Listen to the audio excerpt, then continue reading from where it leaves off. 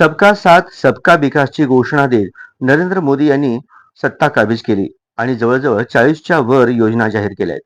त्या योजनांचा कितपत लाभ जनतेला मिळाला हा संशोधनाचा भाग आहे. खोटी आश्वासने देऊन खोटी स्वप्ने विकणाऱ्या मोदी सरकारचा पराभव करण्यासाठी आगामी लोकसभा निवडणुकीत महाविकास आघाडीच्या उमेदवाराचा विजय करा आणि विधानसभा निवडणुकीत जनतेचे प्रश्न आणि जनतेचा आवाज बुलंद करण्यासाठी माकपच्या उमेदवाराला निवडून आणण्याचा निर्धार करा, असे लढाऊ कार्यकर्त्यांच्या मेळाव्यात ज्येष्ठ नेते माजी आमदार कॉम्रेड नरसय्या आडम मास्तर यांनी संबोधित केले. रविवार दिनांक 25 फेब्रुवारी रोजी मार्क्सवादी कम्युनिस्ट पक्षाच्या वतीने आगामी लोकसभा विधानसभा निवडणुकीत माकपची राजकीय भूमिका आणि केंद्र आणि राज्य सरकार चुकीच्या धोरणांचा जनतेवर होत असलेला दुष्परिणाम यावर लढाऊ कार्यकर्त्यांचा मेळावा ज्येष्ठ नेते माजी आमदार कॉम्रेड नरसय्या आडम मास्तर यांच्या अध्यक्षतेखाली पार पडला. आडम मास्तर बोलताना पुढे म्हणाले की करदाते आणि गोरगरिबांचे शोषण करून मिळवलेले महसूल दिवाळखोर आणि कर बुडव्या बड्या भांडवलदारांना अब्जावधी रुपयांची सवलत, वाढती महागाई, दैनंदिन जीवनावश्यक वस्तूंचे दर, वाढती बेरोजगारी, कामगारांनी रक्तरंजित क्रांती करून मिळवलेले 44 कामगार कायद्यांचे 4 कामगार संहितेत रूपांतर करून प्रतिगामी बदल, वाढते भ्रष्टाचार, महिलांवरील अत्याचाराची मालिका हे कशाचे द्योतक आहे, असे अनेक जळजळीत प्रश्न उपस्थित केले.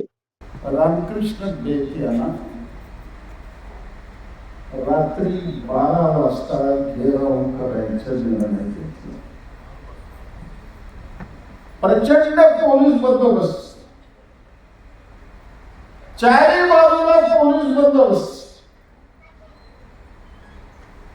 असा असताना, दिल्लीमध्ये कुत्रे असताना पक्ष कार्यकर्त्याला मी आदेश दिला, मारुतीच्या मंदिरमध्ये 11:30 पर्यंत जमायचं. 40 कार्यकर्ते होते. झाडून 40 कार्यकर्ते 11:15 वाजता जमले आणि 12ला 5 मिनिटं कमी असताना सगळे पोलीस झोपलेले होते. संपूर्ण गल्ली झोपलेली होती. बरोबर 12च्या टोकाला त्या बंगल्याला घेराव केला.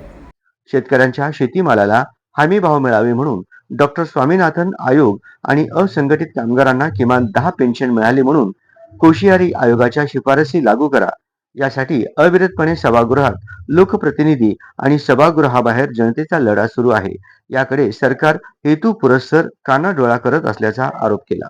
माकपचे जिल्हा सचिव ॲडव्होकेट एम.एस. शेख यांनी मेळाव्याला संबोधित करताना म्हणाले की मार्क्सवादी कम्युनिस्ट पक्षाच्या वतीने आगामी लोकसभा निवडणुकीत भाजपच्या कोणत्याही उमेदवाराला मतदान करायचे नाही. सर्व लोकशाही, समाजवादी, धर्मनिरपेक्ष पक्ष पुरस्कृत महाविकास आघाडी उमेदवाराला आपला खासदार म्हणून निवडून द्या, असे ते म्हणाले. माकपचे राज्य समिती सदस्य माजी नगरसेविका कॉम्रेड नलिनीताई कलबुर्गी यांनी मार्गदर्शन केले.